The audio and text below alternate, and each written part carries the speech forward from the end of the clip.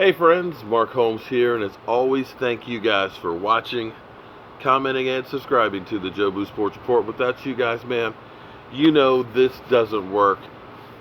Oh my God.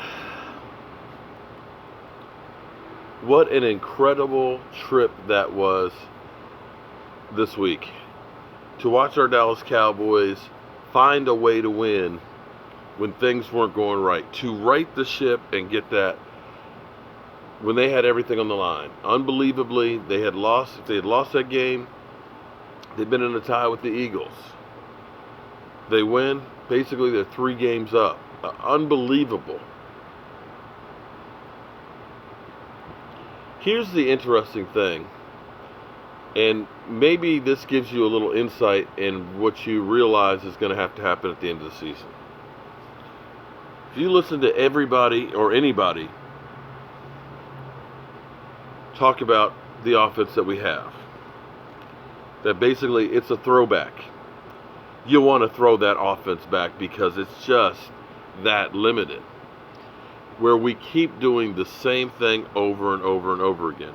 Amari Cooper has helped this offense because he's hiding a lot of the deficits. Because of his immense talent, you can get away with what we're doing. And it seems more times than not, the Jason Garrett philosophy is we'll just be better than the other guys man on man. Well, that works against some teams, but other times, not so much. And sometimes, trickery gives you an advantage. That you may have better players, but if you get caught off guard, there's not much you can do about it. Interesting thing, and you see how our offense had kind of bogged down there.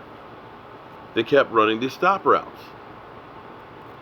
And as Amari Cooper put it, man, we ran that stop route like 6 times, he said, and they were just basically stopping it. They knew it was coming.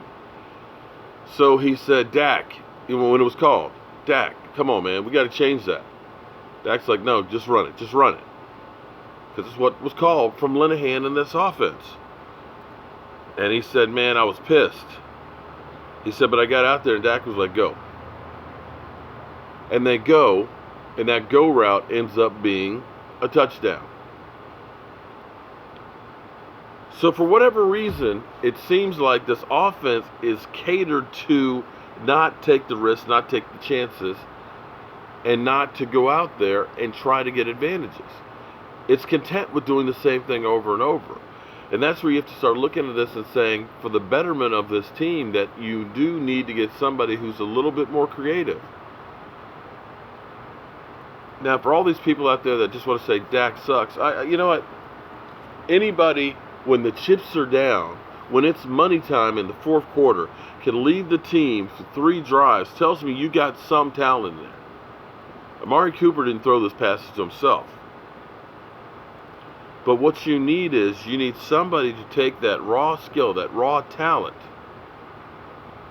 and figure out what the strengths are, what the weaknesses are, and work on the weaknesses and use the strengths.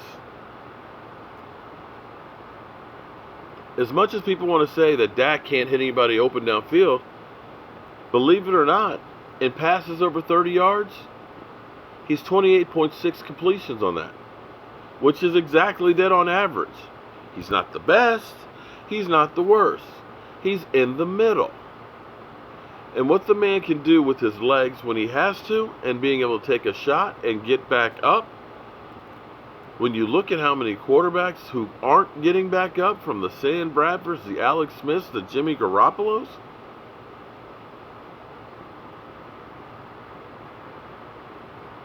some of you fans want to look this gift horse in the mouth. But I think and I said this is what's funny, that we have to change the narrative on this offense. We have to start doing some things different. And in that 4th quarter, we started doing that. Now the question will be is, will Dak take more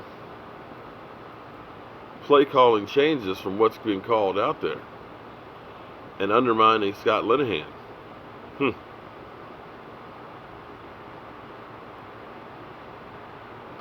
But I tell you what, I said this on my live stream.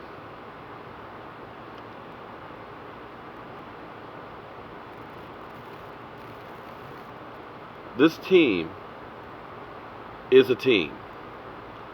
And it wins because it's a team. And it's not because of one single facet out there. You got a great defense. And that defense is 11 guys playing together.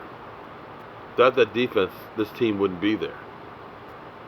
This team's engine is Zeke Elliott. Without Zeke Elliott's running, without him being the threat, this team's not where it is.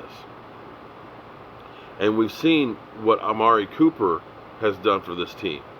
Without Amari Cooper, this season isn't a tank. We're down there with the Giants right now. And without Dak Prescott, who's the heart and soul of this team, and believe it or not, and I know you guys don't want to think it, the leader out there, Mr. Calm, Cool, Collective, Mr. Fourth Quarter, this team is not where it is. Collectively, this team is something to reckon with.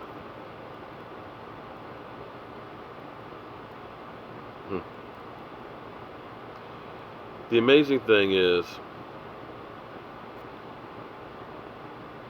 you hear praise for Amari Cooper and the fact that he is leading the NFL over the course of the last 5 games since he got here in receiving yards. And I said this on my live stream. You would think he threw the passes to himself.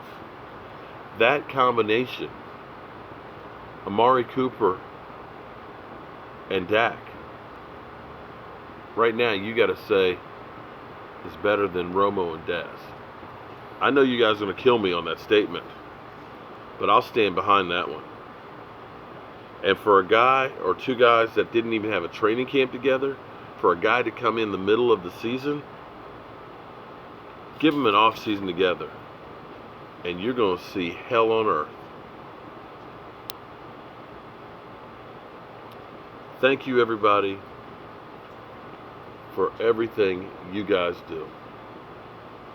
You guys are amazing. And I appreciate you.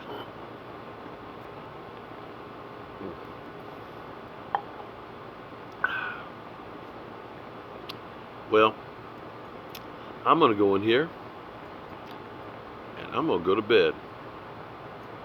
It's time to turn out the lights.